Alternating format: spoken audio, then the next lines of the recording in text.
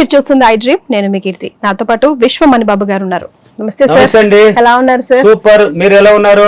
మీరుంటే అందరూ సూపర్ గానే ఉంటారు. మీరు ఎక్కడ ఉంటే అక్కడ complete aura. Very good, thank you. డబ్బు సంపాదించాలి అని ప్రతి ఒక్కరికి ఉంటుంది.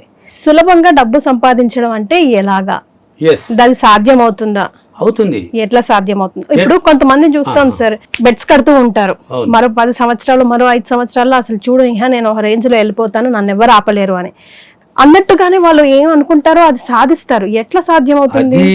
ఎక్కడున్న గొంగళి అక్కడ ఉంటుంది. కొంతమంది ఎక్కడేసిన గొంగళి అక్కడే. ఆ 10 సంవత్సరాలకు ముందు ఎక్కడ చూసినావో దానికన్నా తగ్గి కూడా ఉంటారు. కొంతమంది ఇంకా కూడా కొంత తగ్గిపో ఉంటారు. కొంతమంది అదే రేంజ్ లోనే ఉంటారు. కొంతమంది ఎక్కడికి వెళ్ళిపో ఉంటారు. మరి ఎలా అంటే ఇప్పుడు ఎగ్జాంపుల్ మీరు అన్నారు చూడు, కొంతమంది బెట్టు కట్టినట్టు సాధిస్తూ ఉంటారని. ఇప్పుడు ఎగ్జాంపుల్ ఒక చిన్న మొన్న లైవ్ లో జరిగిన ఎగ్జాంపుల్ అంటే మన ఎలక్షన్ తమిళనాడు జరిగింది కదా, త్రిష గారు ఒకటి అన్నారు. ఏమని? నేను 10 సంవత్సరాల తర్వాత ఏమవ్వాలని ఒక ఇంటర్వ్యూ చేసి ఉంటారు.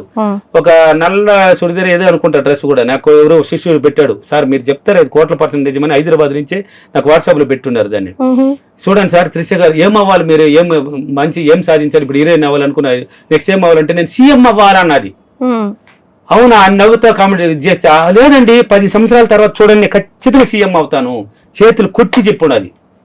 ఇప్పుడు ఆ సీఎం దగ్గరకు వచ్చి నిల్చున్నది. ఎక్కడికి వచ్చినది? ఇప్పుడు సీఎం సీట్ దగ్గరకు వచ్చి కూర్చోన్నది. ఇప్పుడు పక్కనే ఉంది కదా ఎస్ఆర్ నో ఉంది, మీకు తెలుసు కదా.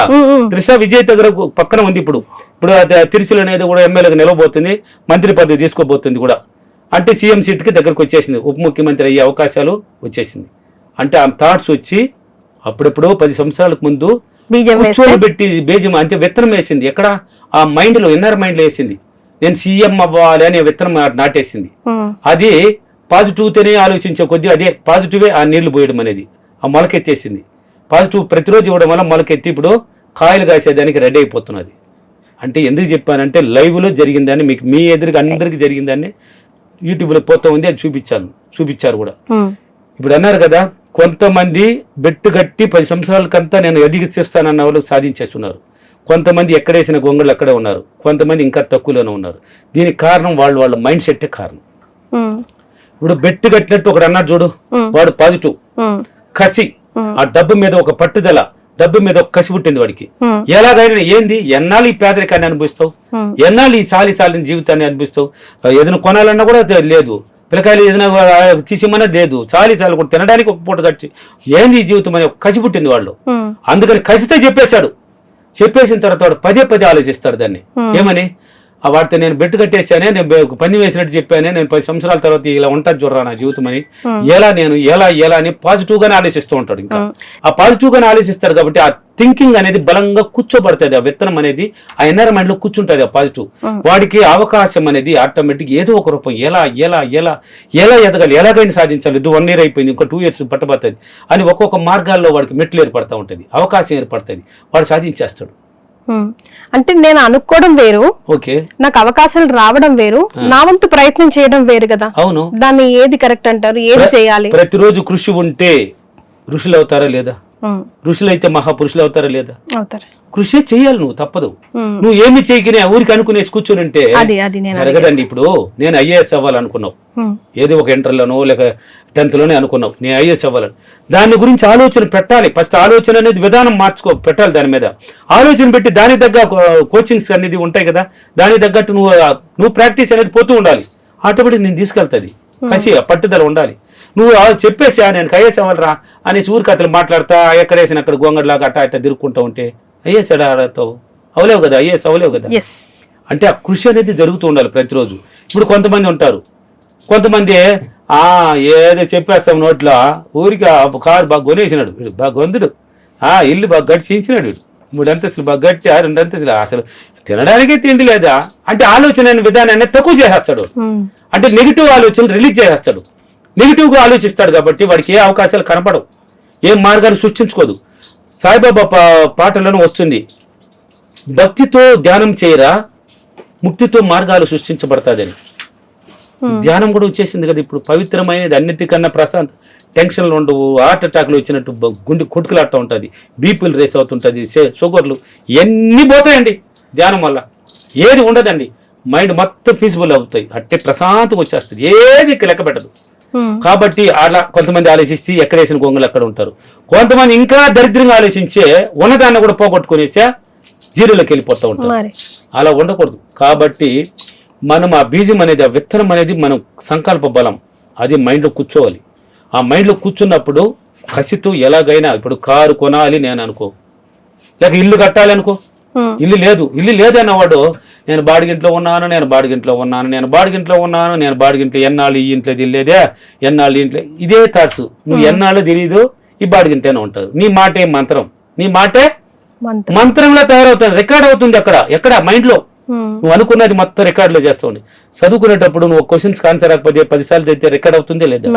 మళ్ళీ 6 నెలల తర్వాత నువ్వు ఎగ్జామ్లు పోయి 6 సబ్జెక్టులు 7 సబ్జెక్టులు కవర్ చేసుకుని పోయి ఎగ్జామ్లు కూర్చుంటే, తెలుగు ఎగ్జామ్లో లేక ఇంగ్లీష్లో కూర్చొని దీనికి రోమన్ ఇంకా 4లో 1 పాయింట్ రాసేద్దాం 10 మార్కులది, ఎన్నో ఉన్నాయి ఇక్కడ, దానికి తీసుకుంటే ఆన్సర్ రిలీజ్ అవుతుందే లేదా?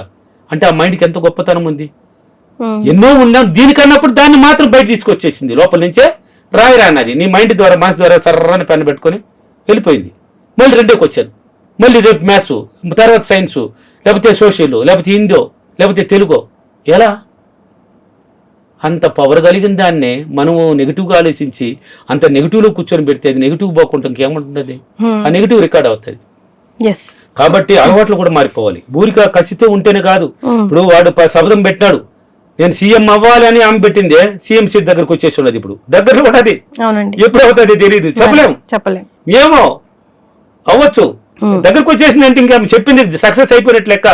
డిప్యూటీ సీఎం అయ్యేది మాత్రం కన్ఫర్మ్ అయిపోతుంది తొందరలో. ఇచ్చినారంటే శ్రీశాఖ ఇచ్చేస్తారు, పోస్టింగ్ కూడా వచ్చే అవకాశాలు.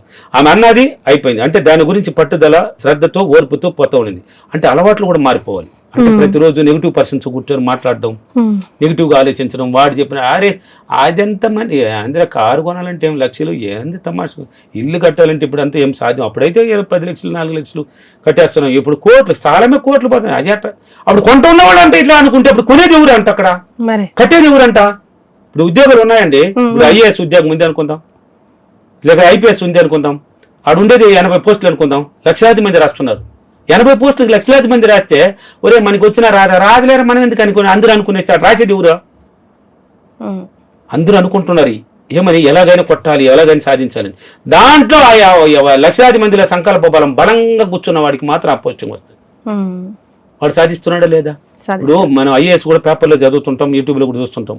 ఒకే ఫ్యామిలీలో ఐఏఎస్ ఐపీఎస్ డాక్టర్లు ఉన్న వాళ్ళు కూడా ఉన్నారు. ఒకే ఫ్యామిలీ లేడీస్లే, ఇక్కడ ఒరిస్సాలోనే ఎక్కడ కూడా చూపించారు.